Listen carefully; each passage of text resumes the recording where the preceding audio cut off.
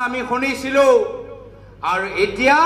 বৰ্তমানৰ অসমৰ জিন্না হৈছে হিমন্ত বিশ্ব শৰ্মা ডাঙৰীয়া আমাক দুভাগ কৰিবলৈ বিচাৰিছে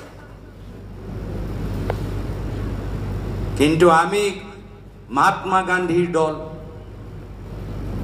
মৌলানা আবুল কালাম আজাদৰ দল সুভাষ চন্দ্ৰ বসুৰ দল গোপীনাথ বৰদলৈৰ দল আমি কংগ্ৰেছ যেতিয়ালৈকে আছে অসমৰ ভিতৰত সদায় শান্তি সমন্বয় থাকিব আৰু সেই কাৰণে আমি শুনিছিলো আৰু এতিয়া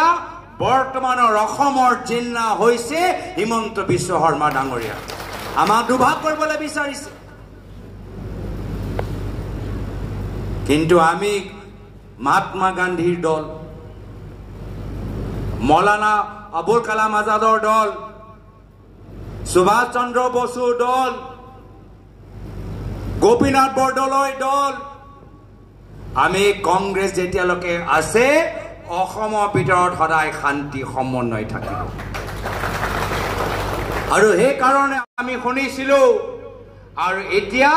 বৰ্তমানৰ অসমৰ জিন্না হৈছে হিমন্ত বিশ্ব শৰ্মা ডাঙৰীয়া আমাক দুভাগ কৰিবলৈ বিচাৰিছে কিন্তু আমি মহাত্মা গান্ধীৰ দল মৌলানা আবুল কালাম আজাদৰ দল সুভাষ চন্দ্ৰ বসুৰ দল গোপীনাথ বৰদলৈৰ দল আমি কংগ্ৰেছ যেতিয়ালৈকে আছে অসমৰ ভিতৰত সদায় শান্তি সমন্বয় থাকিব আৰু সেই কাৰণে